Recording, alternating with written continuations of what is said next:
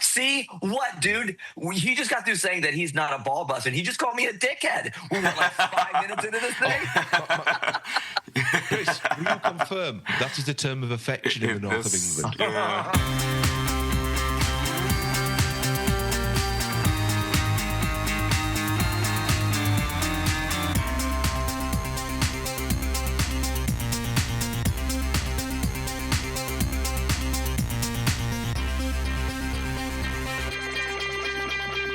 Good afternoon. I always say good afternoon. I've got to stop saying good afternoon. It could be good morning. It could be good evening. Good. Insert appropriate time zone here. Welcome to Brown and Marsh. Did we say it was number 22, Chris? Number 22. 22? Yeah, we'll go for 22. Yeah. I'll change it in the edit if it's not. So, yeah, we've been doing this for 21 episodes so far, and nobody's taken us down yet, which is a miracle, frankly, with some of the shite we've been coming out with, but also some of the zingers we've been coming out with. Now, the fact that I'm swearing within 35 seconds of starting this is probably because we're recording this on a Sunday evening, and I spent most of the weekend quite drunk. It was Eurovision last night, so I can tell you when we're recording this. And we're recording it so late because our guest is from the other side of the world, but we'll tell you about him in a moment. Christopher, have you anything exciting to share? Have you done anything? You want to tell us about anything? What can I talk about? I went watching Michael the other night. Have you seen Michael? No. About a fella called Michael. I presume it's the Michael Jackson biopic. That's the one, yeah. You've heard of him. Yeah, it's very good. Very good. Yeah, it sticks with you. It sticks with you. Yeah. Does it? Yeah. Okay. Yeah. All right, yeah. It's very Is that good. all you've got to say about it? No, it's very good. I'd highly recommend it. It sticks with you. Okay. What about you? I mean, you and I were just talking about the World Cup coming up and the fact that we've both just added 104 events to our calendar starting. Yeah, very exciting. In fact, that's appropriate considering we're going to talk to an American who keeps giggling in the background. So should we just bring him in now, Chris? Shall we? Yeah. So, Why not? Mr. Guest, please introduce yourself. Who are you and what do you do? Hi, my name is Chance. I'm the singer and keyboardist for a band called the Baby Goats. Very cool. There you go. Okay, that was short and sweet and to the point. Yeah, very cool. So, other than, because I was thinking if he was a guitarist. Oh, do you play guitar as well, don't you? I thought you did. No, I want to play guitar very badly, and I do play guitar very badly. I was going to say, I can see one just behind you in this video, so you obviously do. Yeah, that's just for, like working on stuff. When big I'm like that one there. here. Yeah, it's for show. Uh-huh. The chicks dig it, don't they? Yeah, the $180 acoustic guitar, yeah, for sure. Oh. You're I've had that thing for a long time too. It has like my son, when he was like 3 years old, he put a bunch of stickers on there. You see that? God bless him. They do that, don't they? They do that. It doesn't even. There's no rhyme or reason except for the fact I just absolutely love it. So Yeah. Well, that's the thing. it's a right-handed guitar that I restrung because I'm left-handed. So. I was going to say you're a lefty. Yeah. I've been playing piano since I was 7 years old. That's my primary instrument. Yeah. And then, of course, singing. Yes. Yeah. Damn fine singer he is too. Because we're talking about this. We've known each other about 25 years, but this is the first time we've had a proper conversation. I stumbled across your, was it Friends of Chance, did you say? Forum? Mm-hmm. Yeah. I had a Social forum on media my old social solo media. website. What's that all about? Friends of Chance. Go on. Well, his name's Chance. It was one of his friends. remember that? Well, What I were get they called? that. They were just called message boards. Yeah. Message boards. Okay. Yeah, back in the day. And it was just a place for my fans to kind of connect. And the cool thing is I've seen them all grow up. I've seen them start having kids. Two of the fans actually got married, which is crazy. You brought them together. One of the fans on there, do you remember the song Percy's song? Oh, yeah. It was written about a woman named Becca, and she just got married. She had cancer and she fought it. Wow. But that's what the song's about. But it was just a place for people to hang, and it was kind of cool to see people from all over the world actually congregate. Yeah. That was cool. All I remember is I've chatted to somebody from the Netherlands, which made a bit more sense as a guy. That was it. I remember, which made a bit more sense for me coming from the UK. But then the fact that you and I got chatting, became friends, it was like, this is just weird, is this? The interesting thing about Eddie is Eddie was a very, very, he was an evangelist. He was such a big fan, to the point to where, I always kind of have to keep people, okay, dude, slow down, pump the brakes. But I had the great fortune of meeting him a few years ago. He actually came and did an American trip for himself and his wife, and they came to California, and I knew in an instant that he was my friend. I just went, "Up, this guy's my friend. Nothing to worry about. I would do anything. I would do anything for him." Yeah. You know, he was just up. He just became a buddy. It was just great, and I've since seen him have two kids, and he got his PhD. You know, and another friend of mine who's from high school, who was actually also on the Friends of Chance board. His name was Talmadge, if you remember the name Talmadge. He actually went to the Netherlands to meet, to just basically travel. Yeah. And he got to see Eddie, and they surprised me. They sent me a video of the two of them hanging out, and I'm like, oh my God. No, they called me. They actually called me using like WhatsApp or something like that. Yeah. And that, I mean, come on, man. That's what it's all about. Exactly what I was going to say. It's funny, we had on a few weeks ago a guy who I met in a similar circumstance, a guy called Ross Brown, who used to be editor of a magazine. You had Maxim in the US, didn't you? Maxim magazine, the sort of that guy's magazine. Well, over here we had FHM, For Him magazine. Ross had been the editor, and he was the guy. What was the guy's name who was the head of that place? He actually wrote really good poetry. He died kind of recently. Oh, Felix, the head of Maxim. Felix Dennis. Yeah. I saw him do a poetry reading in Hollywood. It was great. He was a dude, was Felix. He was a crazy, odd, playboy, Yeah. But so we had Ross on, the other Ross, and it was one of these. He'd approached me. He was creating a Facebook group for everybody he could find in the world called Ross Brown. And he and I have kept in touch. Never spoken until he came on to do one of these as well. So that's what this shit's all about. Meeting people I would never meet you otherwise. I'd never heard your music without social media or the internet. I'd have never met Ross without that. And it's like, you're not my best friends. We're not living in each other's pockets, but it's nice to know these people and be able to contact each other. And, whenever your birthday comes up, it's like, Chance, man, how are you? I hope you're having a great time. Yeah. Oh, I've seen your son go from nothing, not exist, to you posting his first day at high school, his first day of this, his first day of that. It's like, I see this kid grow up. Yeah. I don't know him, but I feel like I know Henry, and I don't. And that's just just the fact you just said his name. I mean, my God, why should you know that kid's name? It's it's so cool, man. There's a lot of positive to social media. There's a lot of negative. Oh yeah. But I think if it's just like with any tool, you can use it for bad and you can use it for good. It's just how you use it, So let's go back then. So let's go back. High school, you said you've been playing the piano since you were 7, so presumably you're in bands and things like that at high school? I was in marching band when I went to high school. Something a bit cooler than marching bands, Chance. No. But from there is when I started, playing in bands. So we would a lot of times the first band that I was in, we would just borrow shit from the band room.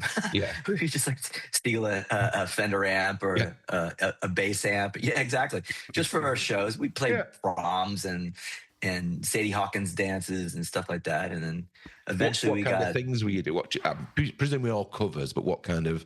At the time, it was just covers, and 80s tunes, stuff like that. And then eventually we got good enough to play in bars, and we got good enough to start. Got good enough. I got old enough to play in bars. Was it? Yeah. There was that too. There was that too. I mean, I suppose we could have still sucked, but we were a decent band. And we toured up and down the East Coast. We actually played in Cancun, Mexico for a year, and then at the Hard Rock Cafe, no less. Yeah. And same kind of thing where it was like covers, but we had a residency there for a year. Yeah, for like a year. Well, we would play for 6 weeks on, a month off, come back for 2 months, leave for 2 weeks. We just kept going back and forth like that. And then eventually we made the decision, well, are we going to New York or are we going to Los Angeles? Because we believe in ourselves and blah, blah, blah. And we're Florida boys. We were Florida boys at the time. So we went, okay, so I guess Los Angeles it is because we can't handle the cold. So that's how I became an Angelino. So I've been here quite a few years, and I met my wife here had a son. Hey, Christina. I See, I know his I wife's was in name a as well. I am a stalker. yeah yeah Christina, yeah. And yeah, she's a lovely person. We just celebrated. Well, we technically just celebrated 21 years, Yeah. which is crazy. Congrats. Time flies. Congrats. Yeah. Yeah, she's a wonderful, wonderful person. I mean, I when I like to brag, I'll say I think we've had maybe enough arguments to fit on one hand. I mean, there's just we just get along, you know. Wow. And all of it's her, to be honest. It's just because she just doesn't does react. look. Nothing really bothers her. She does look. Huh? I mean, she looked very attractive. She looks nice. She looks in the pictures. Yeah. You're on, she just looks chilled out. She looks like she's got shit together. She's got that kind of. It's a quote unquote. It's an angelic presence. You know, she's just very good natured. She doesn't have a sarcastic bone in her body. She doesn't really know how to do kind of biting humor. Yeah. It doesn't. She doesn't even connect with the idea of like, listen, when you're from the South, man, especially, fuck, you just and a man, you know, you like, fuck you, dude. That doesn't even. Yeah. It doesn't even. It's not in her concept. She doesn't it's not understand insulting. It's just the way we talk. Yeah. Yeah, exactly. And she doesn't understand that. So she's a very good, sweet-natured person, and she's a lovely person. The Glitter and the Glue, that album. I'm the glitter, she's the glue. That's where it came from, you know. Wow. But yeah, so you know, I've been in signed bands before. I did a solo stint where I just released a bunch of solo music. And now I'm in the Baby Goats. And say again. I'm very good. The solo stuff is. Don't get me wrong, over the Baby Goats as well, but the solo stuff. Oh yeah. Everything is the thread is just my evolution as a songwriter and as a human on this planet. Just, you know, the constant among all these different little projects is typically my voice. You know. Well, I mean, when I was saying to Chris about, I'm going to speak to my mate Chance, he's like, who the bloody hell's Chance? And I sent him a link to a video. I went, listen to this. I said, this is a few years old. I said, but it's bloody great. And he sounds a bit like Prince in it. Which song do you think it was? Which song was it? Bus Stop. Oh, I got the inside scoop. Yeah. I actually want to bring that back as a Baby Goat song. I think that would be a lot of fun for us. Don't get me wrong. There's been very few of your songs I've heard over the years and thought, but that one just danced to me. Just awesome. I could imagine it released now, mate. You know, if it had a big name behind it, that's a top hit. Awesome. Thank you. Yeah, it was funny. I actually played the riff and started singing to it at a practice session the other day. The guys had no idea what I was playing. They just thought it was just a new tune I was working on. And I'm like, no, dude, I released this like 10 years ago. Yeah. But yeah, I kind of want to bring that one back. Did you do it again? Did you direct the video as well? I thought you had done, yeah. Mm-hmm. So go on, in parallel to all this, and it's the unfortunate fact of, you know, the capitalist society we live in where musicians don't get paid enough. You do have a parallel career, or would you want to say support structure? I mean, I do graphic design. I do graphic design to pay the bills. Yeah. Absolutely. I'm a creative. I remember I was a human anatomy class senior year and of high school, and my teacher realized that I was left-handed, and she lost her fucking mind. She's like, "You're left-handed, and you're a painter, and you play piano, and you're like," she just couldn't believe that it all like met with the stereotype of a creative, you know, that I happen to be left-handed. You know? I'm waiting for it to go. Just be gay as well. Go on, can you be gay? Yeah. Shit. No, that one I didn't. I wasn't able to try harder. I don't want to be. I don't want to do that. No way. But it was, you know, I'm just everything about my life, and it's just it just depends on my focus. You know, if I'm not working on a lot of music because new music is not hitting me, I'll go crazy with cooking. You know, it's just whatever and then I'll decide. You know, I'm gonna be an oil painter for the next couple of years, and I'll do that. And it's just I love being creative. It's the only thing I'm positive. It's the only thing why I'm on this planet. It's just to create, you know. Some people destroy, some people create, some people watch, some people consume. I'm a creator. And I'm not saying that I'm a good creator. I just said I'm a creator. The thing is, I often say to people, it doesn't really matter whether you're any good at this. If you get joy from it, that's all that matters. You know, whether it's painting, whether it's sculpture, whether it's playing football, you know. Right. I would listen, no doubt in my mind, I want to make a living at this. Yeah. That's clear. But when it comes to writing music, the people I have to satisfy is party one. Yeah.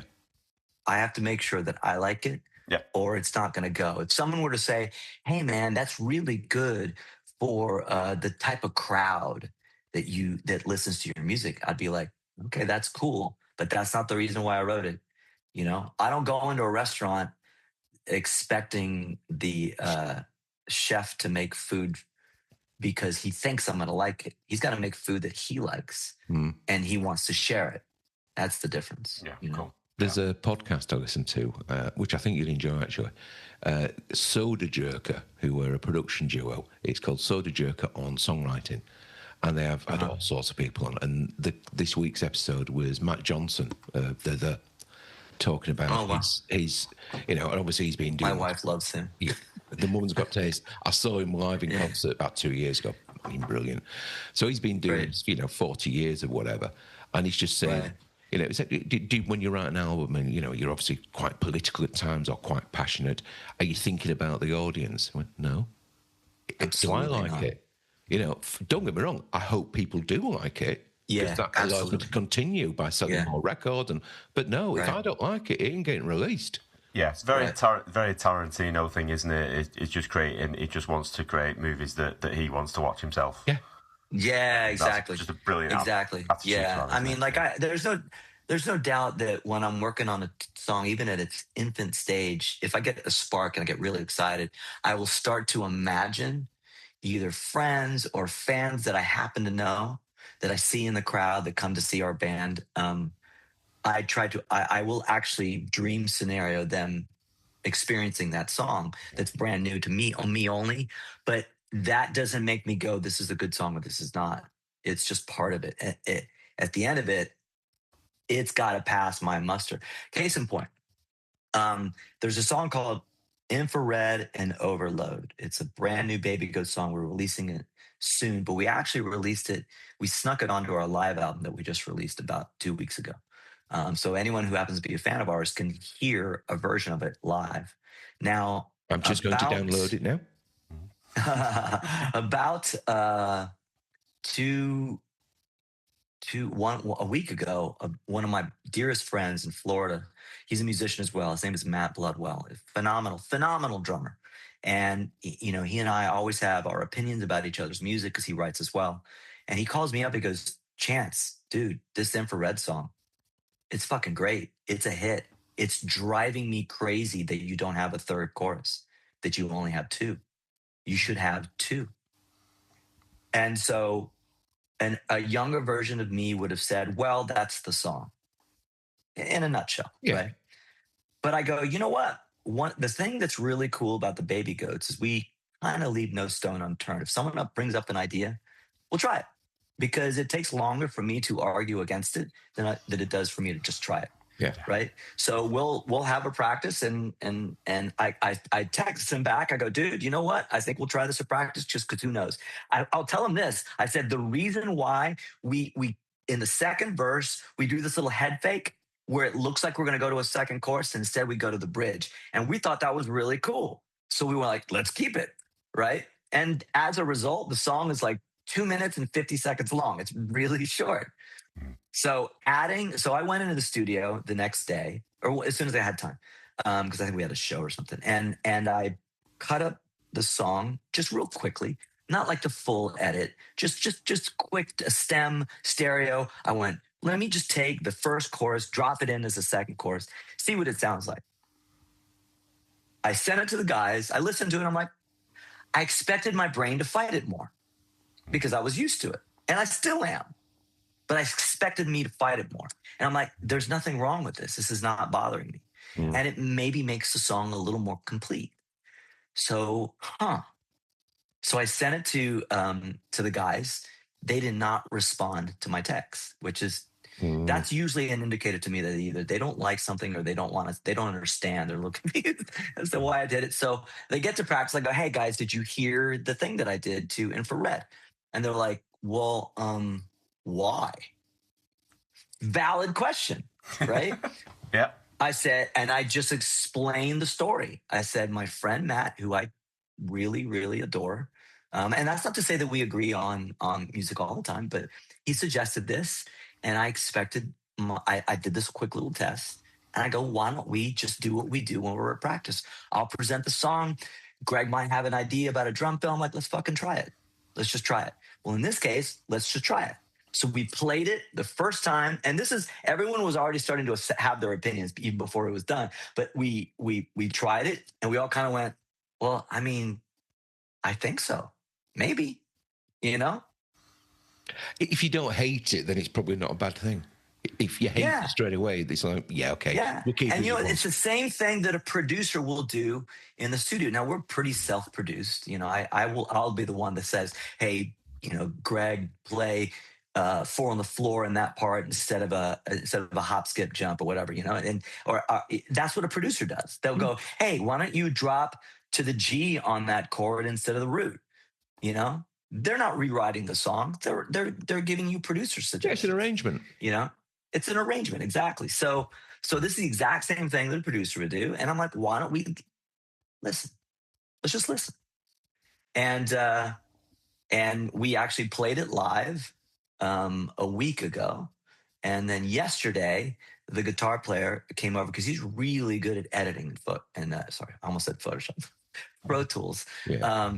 And we gave ourselves the space to create the extra chorus. I went in and re-sang the entire new second chorus because ethically, it's just you want it to sound slightly different to the first chorus. I want it to be me singing, not just a copy of the first chord. Now the drums are a copy to a point.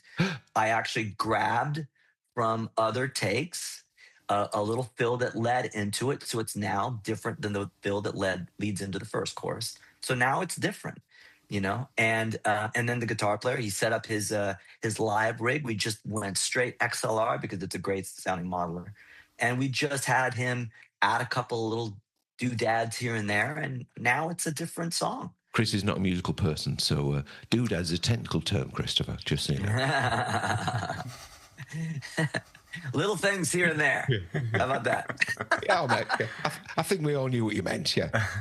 But you see what I mean? I mean, the whole point you were asking is who does it have to satisfy? It still has to satisfy us. We still have to go, was that cool? If we were to take Matt's suggestions, or anyone's suggestion for that matter, the producer's suggestion, that, hey, this is going to give you a hit, you should do this. You'd be going, fuck you, I'm not doing it now. I was going to beforehand. Well, yeah, exactly.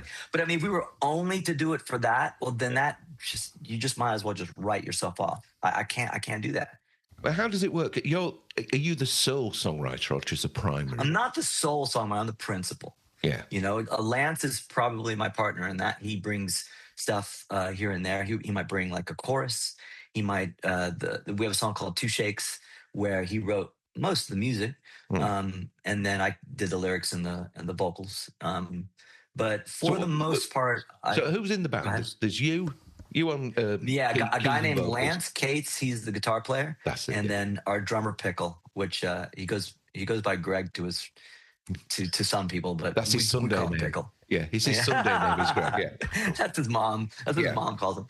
No, Pickle's a really intuitively different drummer. He's got a lot of strengths and weaknesses, and we focus on the strengths. And as a result, we have this kind of dance band. You know, I mean, that's truly what we are. We dare you to dance to us. We want you to dance to us. It's very 80s, isn't it? I mean, and a lot of people tell us that, and we love that. I've got to say, we were sitting around one of the very first practices we had, because the reason why we met is all of our kids went to the same elementary school. Because your previous stuff, I say, is more indie pop. It was pop music, but a bit of an edge to it. You know, it was, yeah. Whereas now this is a little heavier. More, yeah. The Baby Ghost is a little more. I mean, we still put little subtle elements. Like there'll be like moments where it sounds like Faith No More for like a hot second, but not for the entire song. Yeah, and like I love to bury influences. I like to be very subtle with influences. But yes, what we did is we said, what's the music that made us happy when we were kids? And that kind of new wave vibe was really what we decided. This is the vibe we want to be. So we mixed a little bit of Talking Heads. I didn't even necessarily grow up a Talking Heads fan, but a lot of people tell us that's kind of what we sound like. And then there's LCD Sound System, if you're familiar with them. Bloody love them. Love them, yeah. And that's our vibe in a nutshell. There's a little bit of Blondie, if she was a he, musically speaking, and then everything else becomes subtle. So you might hear it go into a Niles Rodgers vibe for a second, a little bit of Chic. Start with some diminished chords down here, kind of thing. Yeah, the Moog, we have I'm basically the bass player in the band because I'm a keyboard player, right? And I have a Moog Sub 37, and that is the soul of the band, the musical soul of the band. That thing just creates the tone of who we are, and we build it off of that. I should have warned you, by the way, not going to do this off air. If you see me now lean backwards with my vape, that's usually a sign that I'm going, Chris, I'm talking far too much. I'm going to shut up for a minute. I'm going to mute my microphone. I'm going to vape. And you can talk to the nice man. So... How long have you been vaping, dude? Not to change the subject. I've been smoking since I was 19, 20, so 30 years. Wow. And since 1920? Yes, since 1920. I've been lying about my age, Chris. Suffragette City. Hey, I'm looking good on it, I thought. Since I was 19/20, so 30 years. Right. And it was one of those. Wow. A packet of cigarettes now over here costs £20, so about $30. Does it? 20 for a packet of cigarettes? Packet of Marlboro, good. 20 quid, so £30. Good. So it's like that's inexpensive, and also I'm in my 50s now. It's starting to do damage, but I can feel the difference. I've been on this on and off, but mainly on for about a year, 18 months, and I know, don't get me wrong, it's not great. And it's probably doing some damage to me, but not as much as cigarettes do. I can feel. Right. We live on a hill that's, if we want to go out in the evening to go to our local pub, it's straight up a hill, and it's a hell of a hill. It used to be when I got up there. And yeah, exactly. But now I get there going, right, who's having the first drink? And I'm fine. I can breathe so much better. I feel healthier, and I've got a damn sight more money than I used to have because I'm not spending. I don't know, best part of £1,000 a month. Wow! If you're not careful. Wow. Anyway. Yeah. I'm going to. So the idea. I'm going to throw something out to you. Maybe I'm suggesting or thought about before. What about not doing it anymore? Oh, fuck off! Have you thought about doing that? This is a problem when you invite somebody on from LA. Where everyone's doing, juices and going jogging and shit like that. Oh, yeah. We have plenty of smokers here, too. I look at them like, wow, they still make you. That's crazy. Oh, shit. You're just so self-righteous. You're not even a real Los Angelino. You're Floridian. Can't be self-righteous. I'm left-handed. Don't. My mum, thankfully, I don't think listens to this podcast, but she's left-handed. And she thinks, she thinks you're the special people anyway. But this is going to be my last comment before I do lean back and let Chris actually talk here. The French, their word is sinistre. It's literally sinister. Yeah. Well, that's why it comes from that's why people think left-handed people are weird, because it's the Latin. The Latin for left-handed, it's sinister. My mom, who's Catholic and Spanish, she took me to the doctor. Every time I put the fork in his right hand, he puts it in his left hand. And the doctor said, leave him alone. He's going to be left-handed. It didn't even occur to her. Oh, she was like, no, he can't. They used to spank hands when she grew up, if you were left-handed. How old your mom? How stupid is that? How old your mom? She's going to be 90 this year. Oh, crikey. So mine's 10 years younger. She's almost 80. But she's the same kind of... They used to try and tie a hand behind her back, so she'd have to write right-handed. Wow. But she can write... How bizarre. My mum is not a witch. It may sound like it. But she can write normally with the right hand, so left to right, but then do perfect mirror writing at the same time with her left hand. Wow. So she can do that. And she's not a witch, honest. Yeah. I don't think so. Yeah, no. Anyway, Jury is out. Yeah, this is me leaning back and going, Christopher, the floor's yours, and speak to the nice man.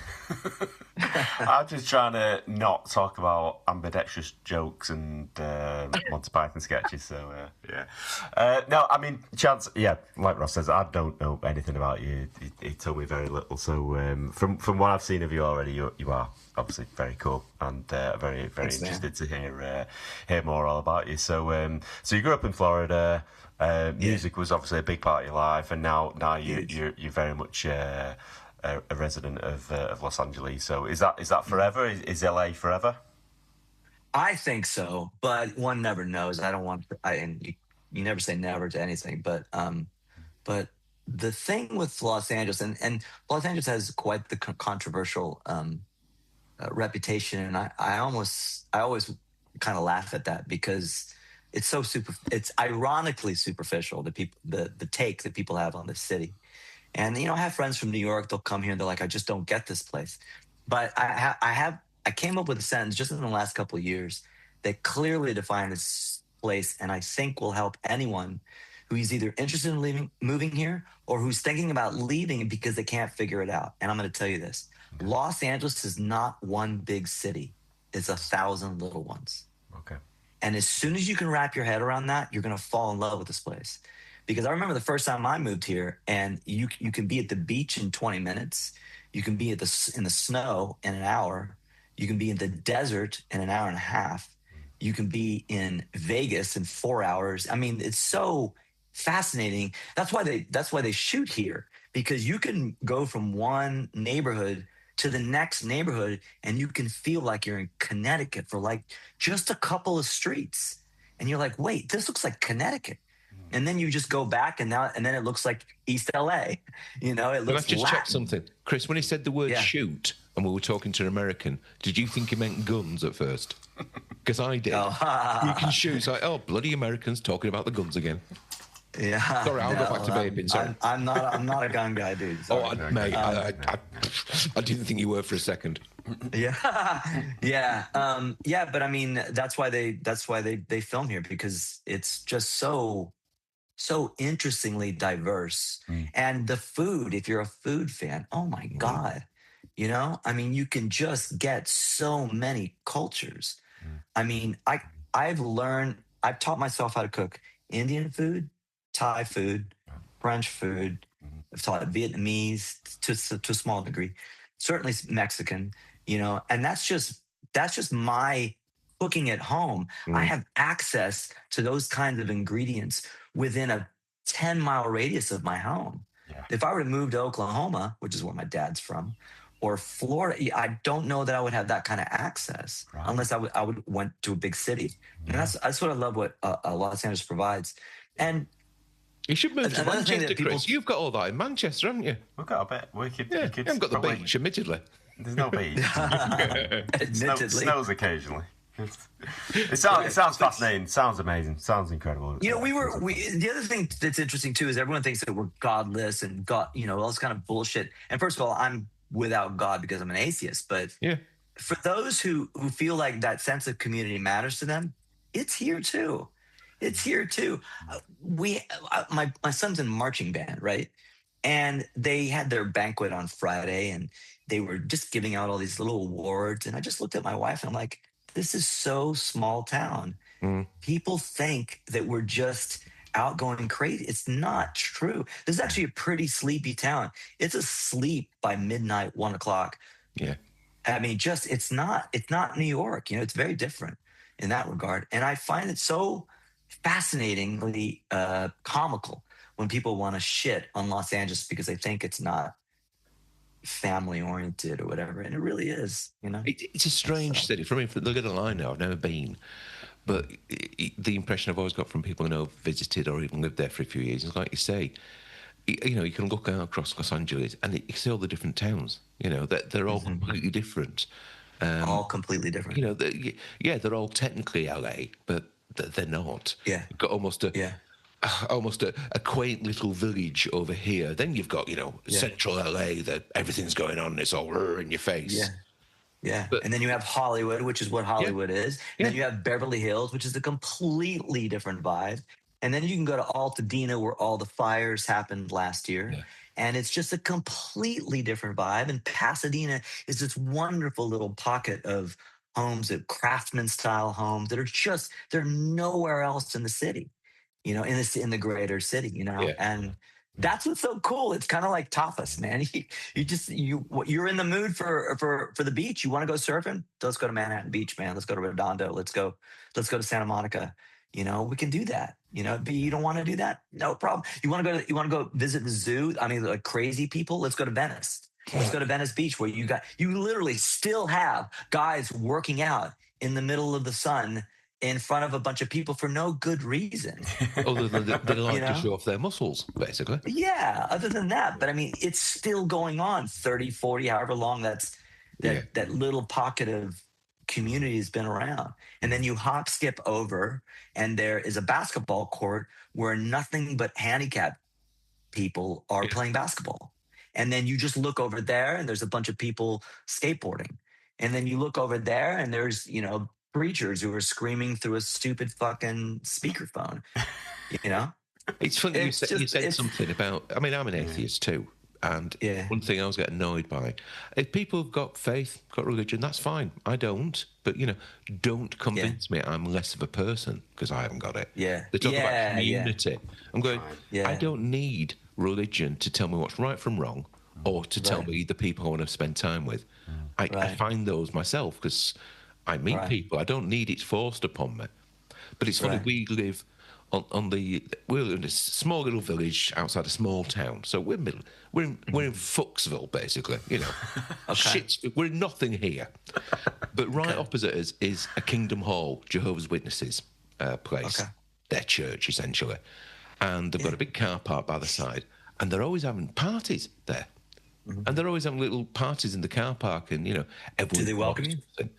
Well, I must admit, I've said to my other half, do you feel like converting, and actually deciding that we are religious after all? Because they're having a bloody great time over it. But then we realised, because last night, it was the Eurovision Song Contest last night. Are you familiar with it? Obviously there was the Will No, Ferrell you're movie. not. No, Yeah, you're not. No, Oh, I'm familiar with it, generally speaking. exactly, I saw that it was like someone from the Czech Republic or somebody won. I can't remember. Bulgaria. It was Bulgaria. Bulgaria won. Yeah. Right. There was a Will Ferrell film about it, wasn't there? I've not there seen was, it. yeah. But yeah. Mate, Yeah, Rachel McAdams and Right. It's good in a shit kind of way. It's it's accurate. It's cheesy. It's camp. It's good fun. Yeah. And we had about 10 of our friends came round last night to sit down, drink a beer, and take the mickey out of foreigners in a nice, non-judgmental kind of way. I mean, the UK, we got 1 point. We came last, but we deserved it. It was shite, was our song. And the winners got 500 points. There was a bit of a discrepancy there. Yeah, But- a little bit. Yeah, just a little bit. But that's the thing. That's our community. And it's people that both Liz and I have met through different ways who live within 10 minutes of us. So we just got a few of us together. I don't need some organisation to tell me who to be friends with. Right. Sorry. You've triggered something when Triggered, yeah. we're No, talking about religion. I mean, It's just- it's very frustrating. I mean, because I grew up Catholic. I went to a Catholic school for 12 years. I like to say that I did my time. you got And well. or to quote one of my heroes, I was religious until I reached the age of reason. George Carlin said that. I was going to say, it sounds like George Carlin or Bill Hicks did that. Yeah. And You're in such an environment where there's just an abundance of just everything that you could be exposed to. Like you touched on food, you touched on music, and all of your inspiration. So what about films? And you talk about movies in terms of the sort of the influence that it has in the environment. But what about yourself, Chance? What sort of movies sort of influenced you?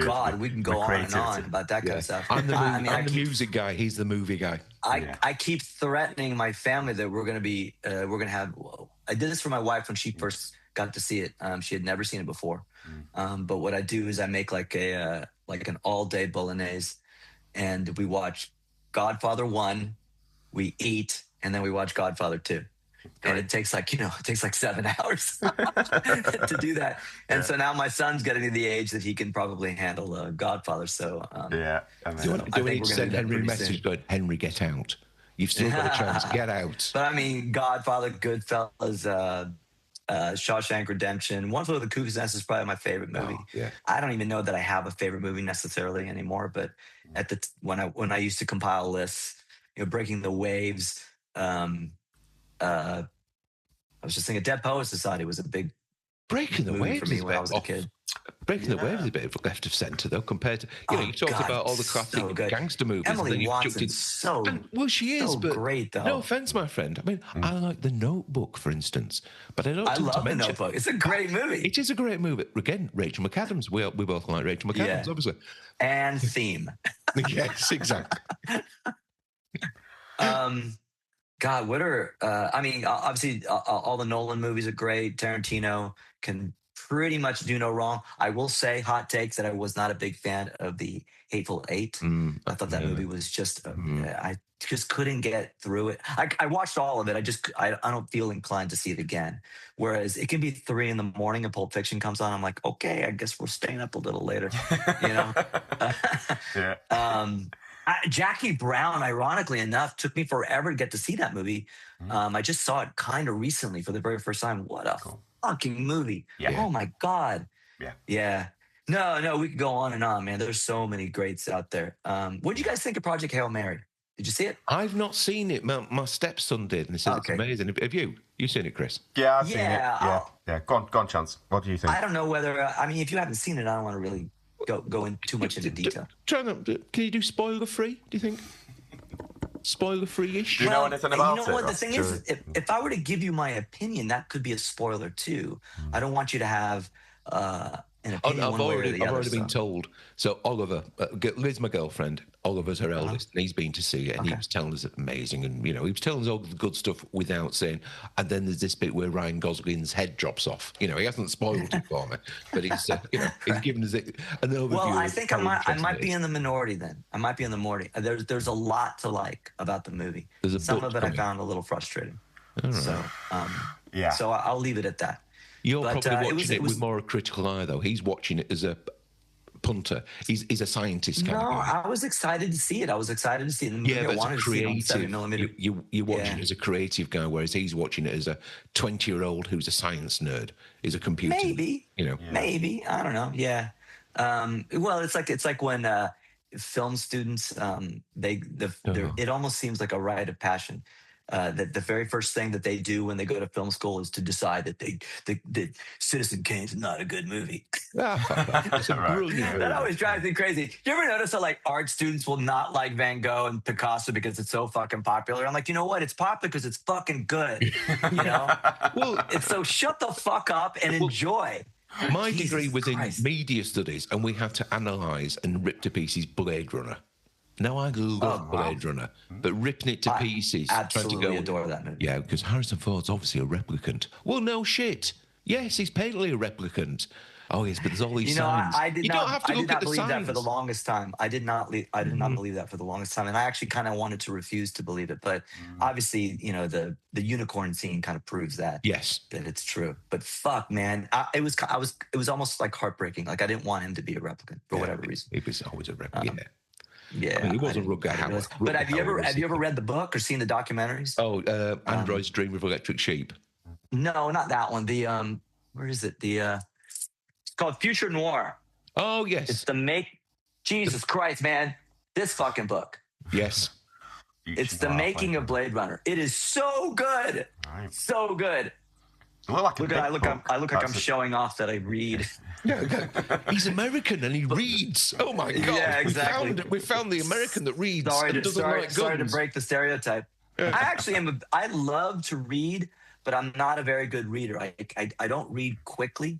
I sometimes have to just stop. I usually choose the wrong time to read, which is right before I go to bed after a very exhausting day, and I'll read 10 pages. I'm lucky. I'm reading the Man in the High Castle right now because I'm a Philip K. Dick guy. I love his stuff. but I'm just getting started. I'm like on page 12 and it's taking me forever just to get through it. I need fall a asleep with good the day book where I fall on could your just, face. Yeah. yeah. That's a bummer. But so I by no means am a prolific reader, but when I then up and explaining what I've read to people, they always go, "Oh, well, then you read all the time." I'm like, "No, not really. I don't think so." I read Brothers Karamazov by Fyodor Dostoevsky like in my 30s. And that fucking book took me like 6 months to read. Or what's his name? Joyce, Portrait of an Yeah. Artist as a Young Man. You Yeah, I guys was are just probably, going are to you say, required to watch him? Oh my God, that thing took me forever. no, nobody's read that book. Everyone says they've read Okay. that book, but nobody ever has. Isn't that the same is true of Ulysses, right? Where you guys claim that it's a great book, but in reality, it's just it's on a shelf and Nobody nobody has actually read it. They've all. It's a bit like Stephen Hawking, A Brief History of Time. Everyone's got a copy of it. Nobody's actually Yeah, read it. I read that one. Oh, you would. It was just no. It took me a long time. It was really it's difficult, But I liked the chapter on entropy. I was really fascinated by that. Yeah. Just how and he goes everything is in a state of wanting to be in disorder. Just look at your house after you've been away for 2 weeks on vacation, how the dust starts to come, and I'm like, wow, that is really cool. I just thought that was a fascinating take. We're getting into a Nolan Yeah. film again. There, dust settling on shelves. Yeah. Yeah. Interstellar. It sounds like the beginning of a screenplay, doesn't it? Yes, it does. There was dust settling on the Dust shelves all settles around. on the turntables. So, what's the future looking like, mate? Because obviously, the baby goes about 18 months. You've been going, is it now? Yeah, about 2 years. 2 years, yeah. Performing live. 3 years. 3 years performing live. We actually met and began writing. I like to say 5 seconds before the pandemic started. Yeah. And so that forced us into a situation where we went, okay, let's take our time deciding who we want to be.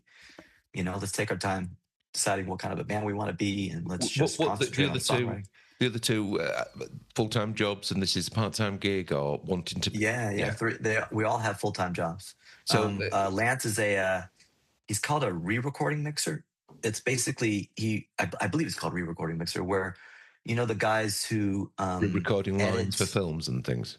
Correct. He goes in there and cleans stuff up for films. Yep. Yeah. Cool. Yep. And he saw Project Hail Mary, way before anyone else does. He works on big movies. It's really cool to see. And he's a fantastic Photoshop. Photoshop.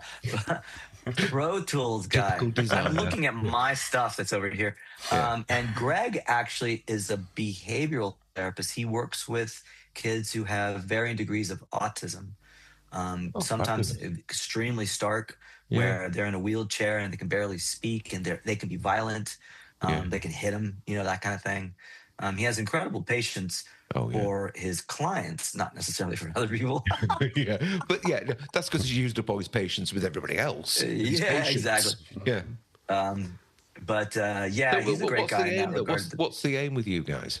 Do you want to make it? And I don't mean that patronizing that's a good way. No.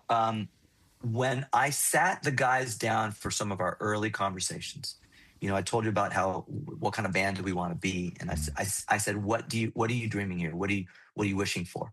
And we went around the room. We started with Greg, and I said, all right, man, what's your game? He goes, I just want to be in a band that has a community of bands around us. We play, locally and start to build our draw and just, that kind of thing. And I look over at Lance and he goes, I just want to, play as big as places we can play and just get better as a band. Just kind of generic stuff. I go, cool, man. I want to play Saturday Night Live. Yeah. Oh, I knew that. Yeah. And they all went like, oh. And it was shit. An interesting. Shit got real. Now here's what's fascinating. At the time, I felt it was a difference of opinion as to goals. As we've progressed, I realized they were steps. Yeah. Sure. Greg's step, develop a community, like-minded fans, and that's what we're doing. We have a lot of great bands here, like Blurry Stars, Paradise Vultures, a band named Osno, who's not playing anymore. But these were just examples of bands that we love. Ono Joe is this guy named Cedric Bagley. These are just bands that we love. That are local. Mall is another band. And we're building Sophie Cooper, Vesper Rose. These are bands that we're building. You're doing a gig with those community. You're doing a gig with, I've seen the video on your Facebook, Right, recently, Yeah. That was a Viper Room show that we did with Sophie and with Vesper. But none of these bands are necessarily all the similar style. We decide, I believe, and if I'm the forefront of this sort of charge, I believe that we're basing this scene on fucking kindness. Good. That I believe that kindness is the new punk, and that we're just trying to be decent people, and we're trying to build a community based on that. We went and saw our friends Paradise Vultures on Friday night at a club that we've played many times. We actually sold it out, our very first sellout show, which was just a wonderful experience. But we went there not because we felt like it was networking, but we wanted to support our friends. We want them to know, as I tell people all the time because one of the things that sucks about Los Angeles is you have to promote like crazy. It just doesn't happen because we're in competition with the Hollywood Bowl. We're in competition with Netflix. We're in competition with restaurants. You name it, we're in competition, in addition to bands. So what do? We try to support each other, right? And so I want to go see Paradise Vultures because I know they're going to support us.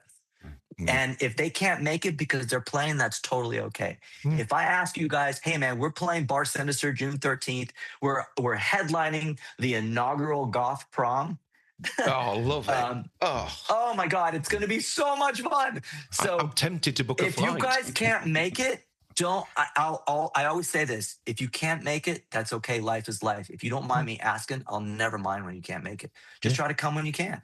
And the good thing is, they'll tell their community, and then your community and their communities kind of melt. There's almost a Venn diagram. Cross-pollinate too. Yeah, there'll be people who love them who think you're shite, who will never come to your gigs. That's fine. But there'll be certain people who go, oh, actually, I like both of these. And then your community gets a bit bigger and a bit bigger and a bit bigger. Yeah. See, Chris, I can bring this back to business because you love networking as well. It's a different kind of Please do, man. I think listen, it's called the music business without question. Right. There's a business aspect to this. One of the things that we do as a band is we're incredibly professional with the club. We don't flake. We show up early. We let them know well in advance the kind of band that we are because we're a bit of a heavy lift. We bring our own lights.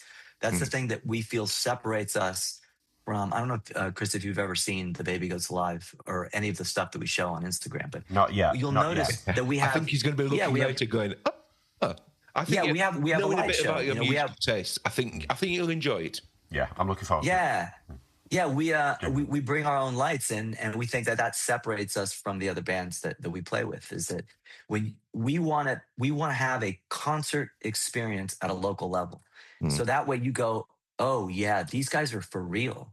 Not only that, you can really hear how hard they work. Yeah. If you decide you don't like the music, there's nothing I can do about that. But you hopefully will absolutely appreciate the hard work that goes into it, that these guys deserve a shot at being listened to. You're tight, and tight band. One of the things that I love is when I get these, like, my husband or my boyfriend, he's more of a metal guy, but he fucking loves you guys. And I always go, why? He goes, I don't know, man. It's just, because I think that we're connecting with that, the reason why that metal guy got into music in the first place. Right. That's what I said to the guys when we first started. I'm like, let's connect with the kid that we were when we just bought records. When I looked at Lance, I said, when you bought fucking Blizzard of Oz, what were you thinking? You weren't thinking, oh, I got to get this right guitar and I have to worry about my tone. I have to worry about what kind of job I'm going to have so I can pay the. No, you just loved Ozzy Osbourne. That's it. You just bought the record for that. Yeah, it's how it made you feel. The same is true. Yeah, it's how you made you feel. Yeah. And so I think that you made the comment. There might be other fans who think your music is shite. I think at the I made very him say least, you'll shite. I appreciate. love that. I made him say shite. Oh, Do fuck yeah, man! Americans say I wish shite? I could say it all the time, but it's not our thing. Do it. And we'll start to tease each other. But what, you hung out in England for 2 minutes, and now all of a sudden you say, "No worries, mate." It's funny. I was saying to Chris earlier, because there was a bit of a technical issue, so you joined us a bit late, and I said I was just emailing him. I said I've got to stop myself writing "man," because he always called, "Hey Ross, man," and I always go, "All right, mate," because I'm English. And I found myself writing "man," going, "Oh, for fuck's sake, I've only been talking to him 10 Write what minutes." you want to, dude. I know, but it's not how we talk. God damn it, we're English. Yeah. Do you know the producer and engineer Tim Palmer? Have you ever heard of Tim Palmer? So I had the great fortune of working with Tim Palmer on an old band's record. We were signed at the time, and I ended up being Which good band friends was with this? him. We were called Portable. Yeah, is that the one with Sebastian?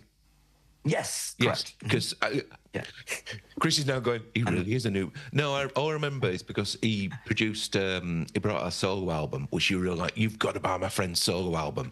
And I can't remember, it was called Greenish Cover. And it was quite weird. A great album.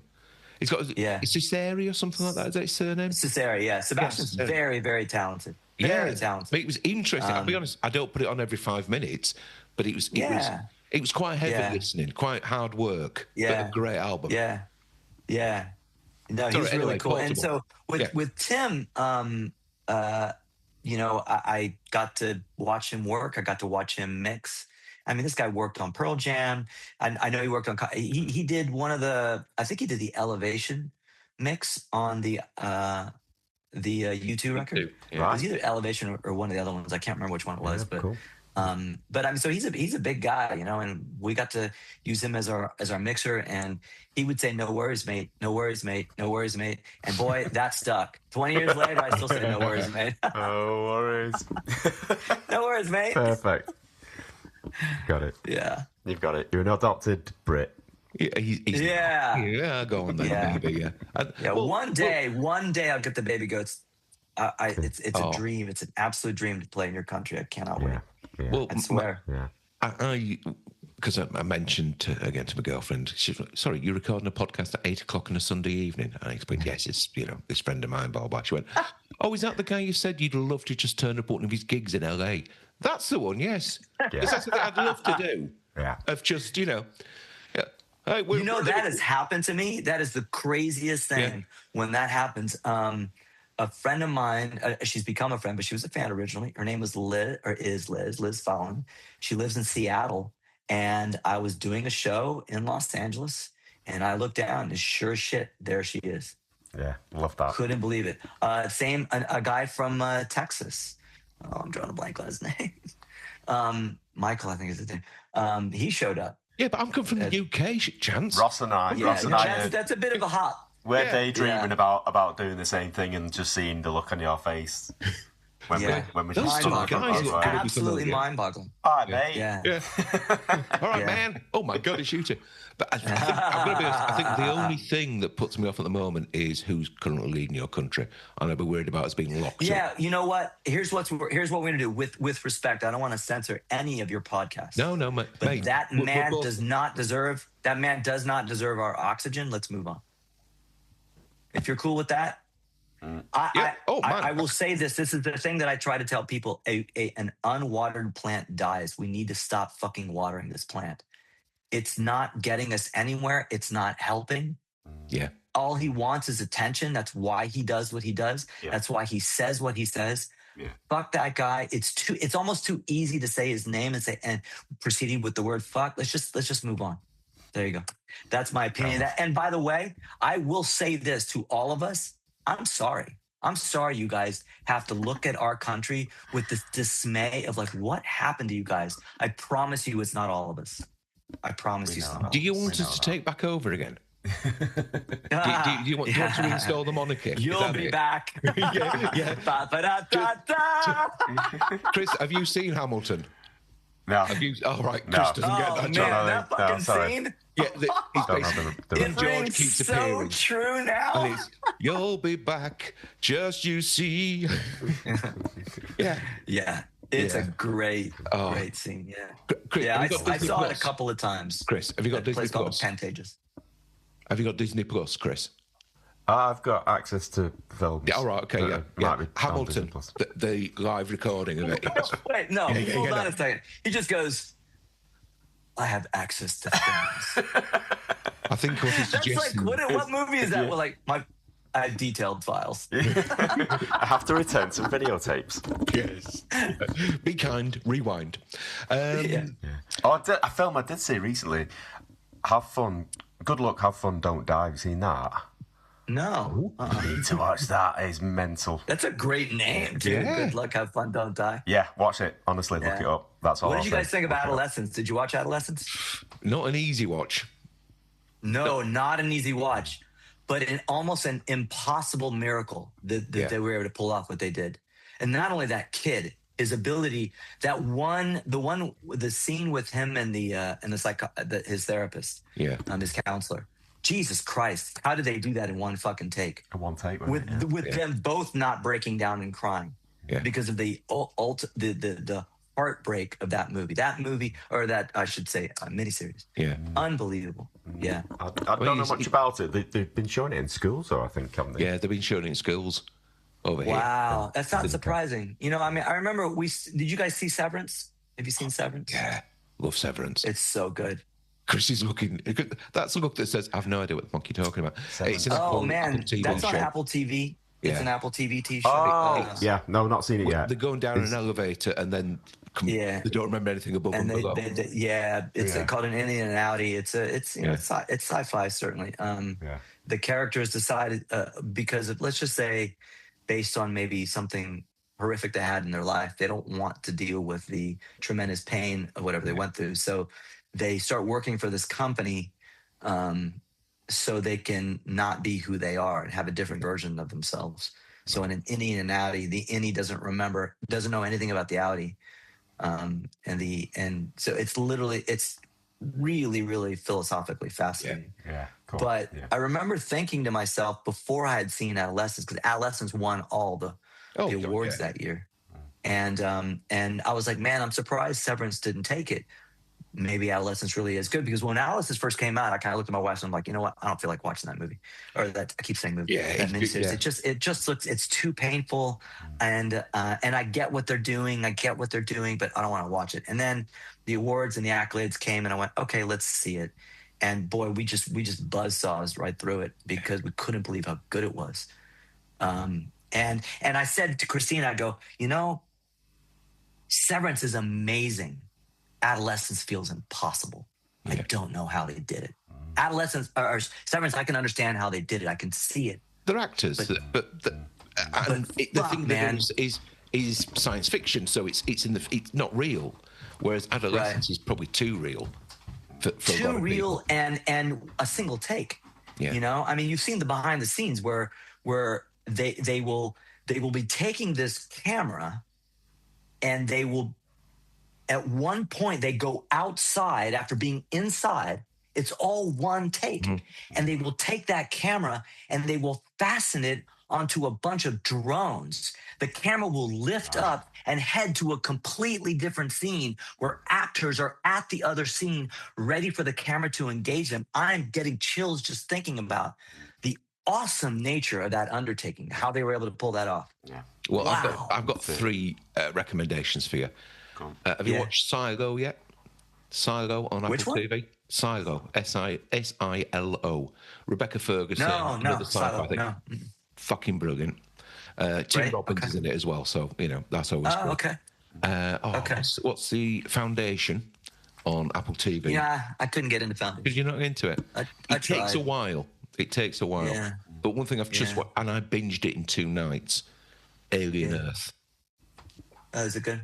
Yeah, I loved it. Yeah. It's one of those. It's over and above just an alien film. There are issues about what it is to be human, because there's a lot of synthetic life forms, and are they real life forms, or are they human? Are they more than human? Blah, blah. And also, it's aliens ripping people to pieces, which is always interesting to watch and good fun.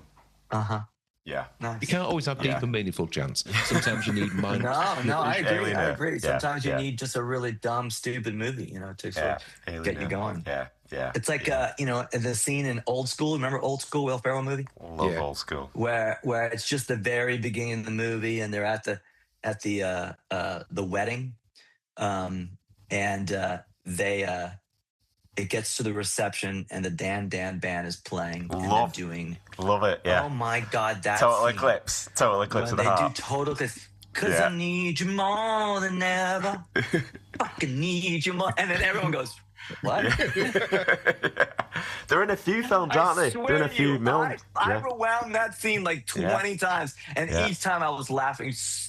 Yeah, that's on my play. I've got the live version on my playlist, and they've got a sample of just Total Eclipse. That's great. And, those guys are a real band. Like they actually, They're in a few films, aren't they? They're in a couple of films. I think so. Now due to their association with that one. Yeah, for sure. Absolutely brilliant. Yeah. So funny. Yeah. No, nothing wrong with that. We've been going for over an hour now, so do you think... Nice. I don't know about you, Chris, I'm getting tired. It's gone dark. It's gone dark in the UK. So. Yeah, you're right, huh? Yeah, Chris has to put the light on. Yeah, I did put the light on. It's a lighter match, and because it's still candle lights. And now it's like you should change it to the Campfire podcast where you guys have like a fire. It was a dark and stormy night. Well, it's funny because we've talked to a lot of the guests we talked to. They live nearby, or we've had one in South Africa, we've had one in Spain, but vast majority are within an hour of where we are. Similar time zones, yeah. So, but similar geography. So we said, all right, do you know what? During the summer, we'll get everyone together. A few of them know each other, but we'll get everyone together for a few drinks and have a laugh. And somebody suggested we record it as a live version of the podcast.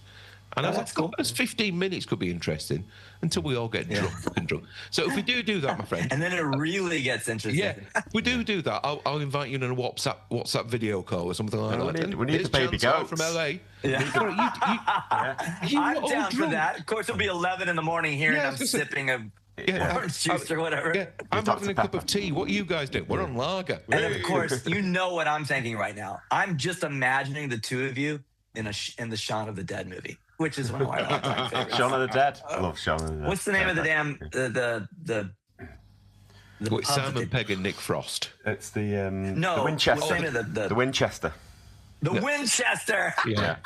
Just got the Winchester and have a pint and everything. Wait for it all to blow over. Yeah, wait for it to all to blow over. I think that might be one of my wife's favorite movies. Too. Simon Pegg. Love that. Simon Pegg. You watched Spaced? Do you know Spaced? Did you get Spaced in the UK? No, I never saw that one. What was the one where they were cops? Hot Fuzz. Yeah. Yeah, that one was okay. Yeah. Simon Pegg. Early Simon Pegg stuff, Spaced, is absolutely... It's a TV show that he and Edgar Wright did. Yeah. Oh, okay. Like when they were first kind of really getting out there. When they first met. That's where they first met Edgar Wright. Before Mission Impossible money. Yes, basically before Baby Driver and all the real money came into the equation. Yeah. Before Baby Driver was a good movie too. Oh, I love Baby Driver. Yeah, good movie. What was the last good movie you two saw then? I'm getting Project Hail Mary by the sound of you. Yeah, watch Michael. Michael's really good. Really good. Yeah, that's might change your opinion. There's a little bit of complaints about the fact that they didn't address the accusations, but I heard that it stops in 87. Yeah, it stops at which means that there were no accusations. Shut the fuck up. Yeah. God damn it, man. That drives me crazy. Did you see SNL last night, Chance? Yeah, I did. So they did the thing where they swap the stories for each other when they do the news. So Colin Jost writes them for yeah. Uh-huh. But have you ever seen this, Chris? Yeah, I think I'm familiar. So they do this every now and again where they write the joke for the other one to read out. It's the last episode of the season. Yeah. And basically they do hidden jokes where I don't know what joke I'm about to read, and it's always the same thing where they basically make Colin look out to be a racist. Yeah. or that he's envious of his wife, Scarlett Johansson. She's batting he's batting way out of his league kind of thing. And, Uh-huh. And it's very funny. What's the black guy called? I've forgotten his name. Michael Che. Michael Che. Michael Che. And make out to him being in awe of white women and things like that. But yeah, they did a joke about Michael Jackson. With Michael Che. I'm to read it out, and it's. Oh, have you got? That was a tough. That was a tough joke. I was actually kind of surprised that they went through with it. I don't think it landed either. I think people were like, it was a bit too. It's like it's funny, but it's a bit. It was making out that he enjoyed being abused, that he'd been abused as well. It's like It just didn't. It didn't feel that funny. No, there's humor to be had in a lot of places, certainly. Oh God, yeah. I mean, very dark places. But, yeah. Anyway, I was saying goodbye, I think, because I'm very conscious of the fact that, well, me and Chris have got a networking do online. The internet stops in 11 and a half hours, and we've got to get to sleep. Wow. We need to sleep. You do. Understandable. Mate, I've really enjoyed this. It's been too long coming, my friend. Yeah. Yes, I appreciate it from both of you. It's really nice to meet you, Chris, as well. Likewise. You're fascinating, and I'm really looking forward to learning more about the baby goats and please check us out, man. Other people, everyone that you guys, all of your fans. Where's the best place for people to become goats fans? Instagram is the easiest way to contact us and to be aware of where we're playing next and all that kind of stuff. And just the day-to-day, that's Instagram without question. I've got you on Spotify, so there you go. Spotify, all the streaming platforms. We're on all the streaming platforms. YouTube, if you want to watch a video and do a deep dive, I suppose. Yeah, YouTube. If you contact us through Instagram, just know that it'll be me. I'll be the one talking to you. Oh, so there you go. Yeah. There you go. No, we're huge believers in our fans. We want to do this. We want to do this the right way. We want to do it our way, man. So that's what we're doing here. How long do you give yourself to get? How long to get an SNL? 5 years? How long do you give yourself? I have no idea, dude. I don't look at it that way. All right. Yeah. As long as you keep enjoying as you go to the next step and the next step. Yeah. I don't look at it that way. Baby steps. The baby goat steps. The baby goat steps. And SNL. And then the UK. Yeah, and then the UK. And then the UK. Oh God, that would be amazing. So go on, let's do the round. What's a good venue for us to play our first time, like a club? I'm guessing London. We would certainly hit London. So where in London should a band like us play? No idea, mate. Are you guys too far away from it? Yeah, we're about 250, 300 miles away. Yeah. Oh, okay. And it's weird. You were saying about, you can go to Vegas in 4 hours. That's funny that you said miles. I appreciate that. Yeah, we wouldn't dream of driving 4 hours to go anywhere. It's because we're so compact. I mean, Chris and I, we're about 25 miles, 30 miles apart, Chris. Oh, something like that, yeah. Whereas I can go to the train station in my village and be in Manchester in 40 minutes. And Chris, Chris can get into town. We can meet in or I can be in Leeds, the other major city, in 40, 45 minutes. If we want to go to London, 2.5 hours on the train. 2.5. Why would that's long. But if you ever do, so I mean, you go to London just for like a vacation, or like a quasi weekend, Yeah, you might do a weekend away, something like that. Or a lot of people like to go for Christmas shopping. They go to the the fancy stores down there, but they don't need to anymore. The fancy stores are up here as well. It's we're much more. I always, where the US, you've obviously got the Rust Belt and the flyover states and there's fuck all there. We don't really have that. There's if you think about it, the UK would fit into Texas. There's 70 million of us, so there's 5 times as many of you guys, but your country's a hell of a lot bigger. Massive. Yeah. So we're quite scrunched up, I suppose, really. Yeah. Considering the size of the country. It's a little more like California, Yeah. We can have all the different places where you guys will go across LA, and I'll go across to Manchester, which is a big city. I'll go to Leeds, a big city, but they're as close as probably 2 parts of LA are. Right. Yeah. Because our traffic's so bad. Yeah. We don't talk miles here. We talk time. Yeah, how long does it take to get to the airport? I don't know. It depends on what time of the day. You want to go there at 3 o'clock? It's going to take you an hour and a half. But we'll do the roundup. So if you want to hear any more from us, you can go to Apple Podcasts, Spotify, God, there are many other places which it's 10:15 at night and I can't remember. Just go to everywhere.co.uk. Everywhere. Everywhere. This is not live. This is something you'll kind of chop up. Christ, mate. No, don't worry. No. Well, it'll be tidied up. Don't worry. Don't worry. I don't care. I mean, I speak freely, so. Don't get me wrong. The fucking swearing staying, don't worry. Okay, good. But no, I will top and tail it and tidy it.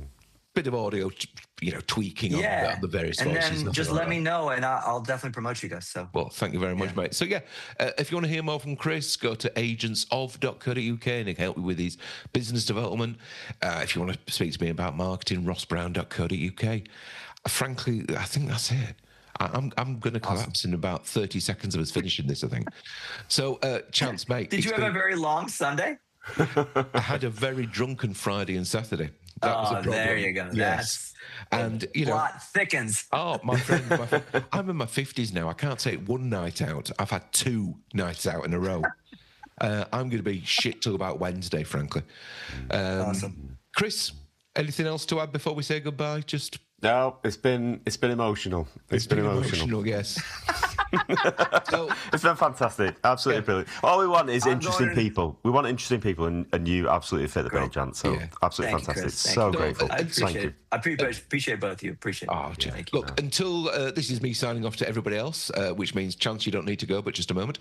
Thank you very much, everybody. Until we do this again, it's good night from me. And it's good night from him. Good night. Brown and Marsh is a Northern Pods production.